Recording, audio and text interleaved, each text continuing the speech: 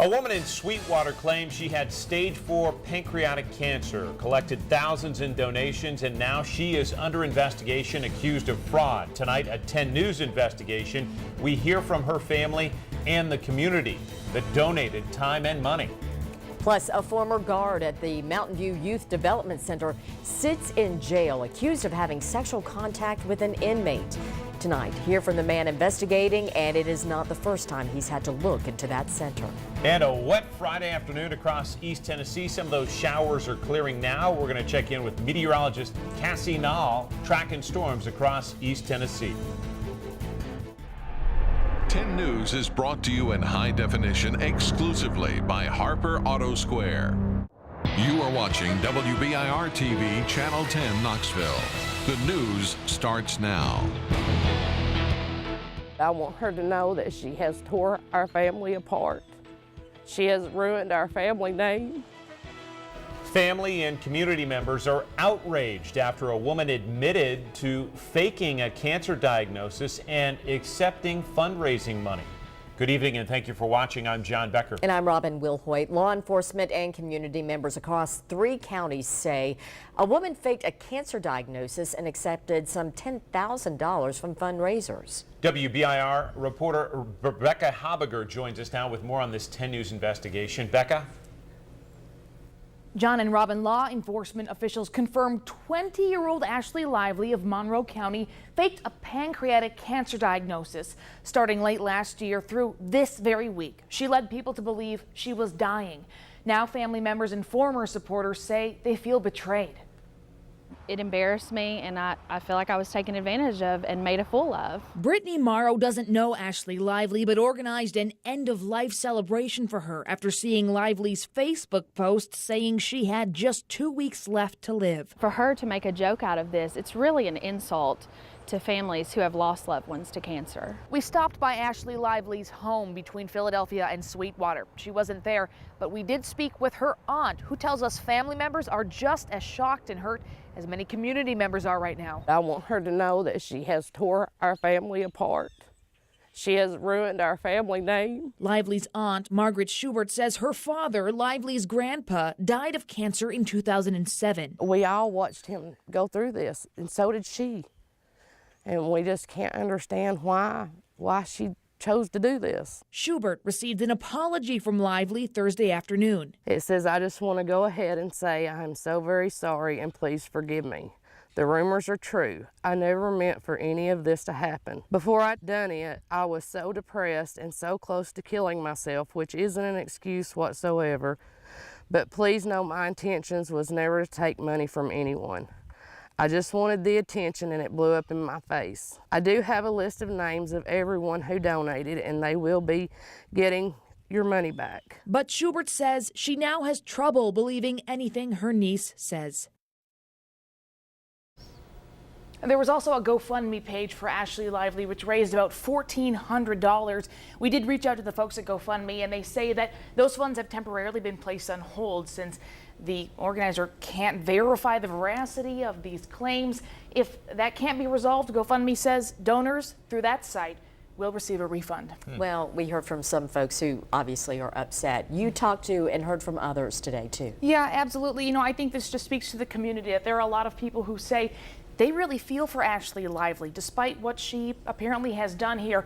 They're praying for her, and they think that she needs prayers even more now than when she did, you know, faking that cancer diagnosis, and they truly feel sorry for her in this situation. Becca Habiger on this story, thank you. And we do have in-depth coverage of this story online at WBIR.com. There you can see a timeline of how this all played out on social media. You can read statements from law enforcement as well as family members. Turning now to your forecast, we've had waves of rain moving through the area throughout the day, really. Meteorologist Cassie Nall joins us with an update. Rain and also some hail that you showed us a little earlier, Cassie. Oh my goodness, the hail pictures came flooding in from across East Tennessee as the showers and the stronger storms moved through the region. Again, thank you to the viewers for sending those in and being our eyes for what was going on out there. You know, we had just enough daytime heating that we started the day with some showers, but with some breaks in the clouds and some extra energy coming through with the atmosphere, that ended up starting off some thunderstorms And with cooler air a little bit lower in the atmosphere, that was enough to bring us some dime to even quarter-size hail. We had a couple severe thunderstorm warnings, mainly because of the quarter-size hail, not necessarily because of strong wind gusts. And out there right now, we just have a line of showers at this point, maybe a little rumble of thunder here and there. They extend from just into western North Carolina back into southern Monroe County and Blount counties there near Tallahassee down to Townsend and over to Tellico Plains, just south of Tellico Plains now at this point. Mostly just moderate rain, and all of this is actually pushing off to the west. We'll go ahead and switch radar modes here and get this into motion. You can see started the day with showers. The showers and storms then rode through this afternoon, and most of that now pushing off to the south and the east. We are going to gradually dry out throughout the overnight time frame, and you know what? The weather is looking much better as we go into your weekend. I'll have the details on that forecast with your 7-day coming up in just a little bit. All right, Cassie, thanks so much.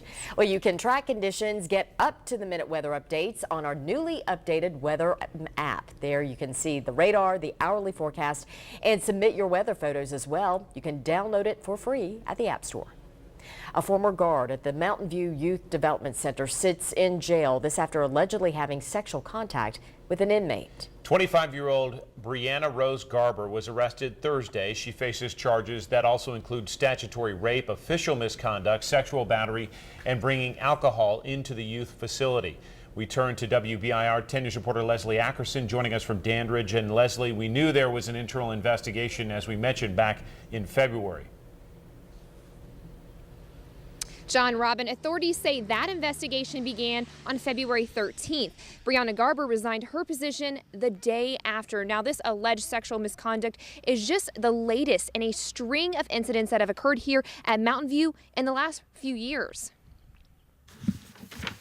I've been here since 1993. Lieutenant Detective Kenneth Lodwick has spent years serving the city of Dandridge. I've been 27 years total.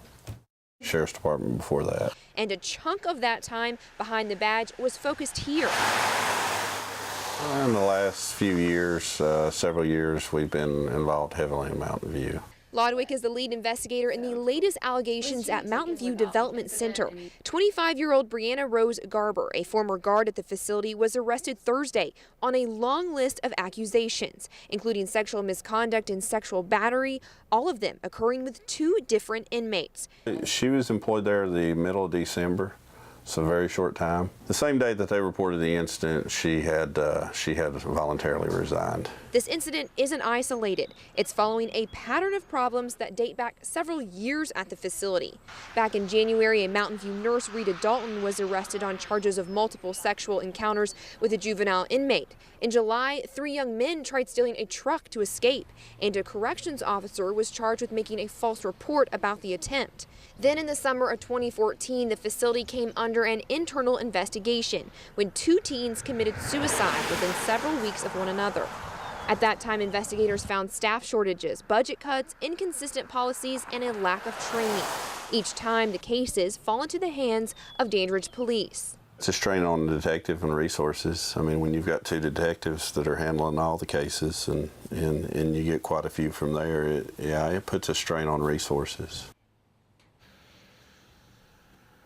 Now, despite those troubling repetitions, the police department is trying to stay positive on the future outlook at Mountain View. Now, the state fired the original superintendent back in September and hired a new one. He started the beginning of February, Tommy Francis, and he did say then that he wanted to bring positive change to the facility. We did reach out to Mountain View earlier today, but they have not returned any of our calls. In Dandridge, I'm going to send it back to you guys on the desk. Robin, John. All right, Leslie, thank you. New details tonight on the wife of a former South Doyle coach arrested on rape charges. We now have learned she is accused of having sex with a student athlete.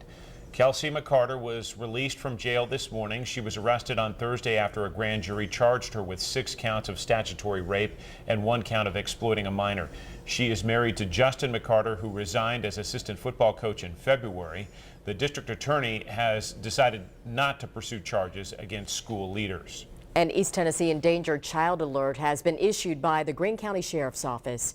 Authorities are looking for 15-year-old Alexis Lynn Bowman. She's 5'11", 125 pounds, has brown hair, brown eyes. She was last seen wearing a pink shirt, pink coat, and dark-colored jeans.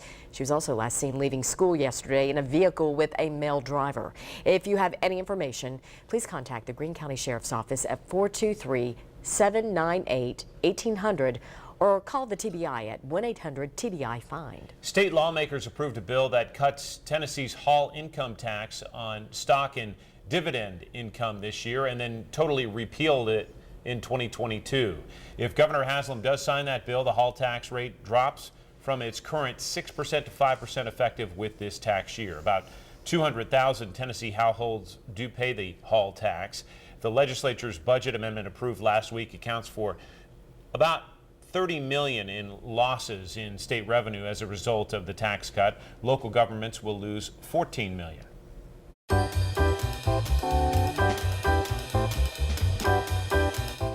All right, it's a chance to see a Greystone mansion, a renovated loft, a Gothic Revival style church, and many more. The 4th and Gill Tour of Homes is Sunday afternoon. You have seen the outside of these Victorian-inspired homes, but this is all about the inside. The walking tour will take you through 7 unique properties, including the house belonging to Jeff Rusk. He loves the high ceilings, the flowing floor plan, and the classic lines. Neighbors call 4th and Gill an urban oasis in a convenient location. You're close to downtown. We can walk downtown for all the downtown events, and of course, you know, it's getting bigger and bigger, and it's just great.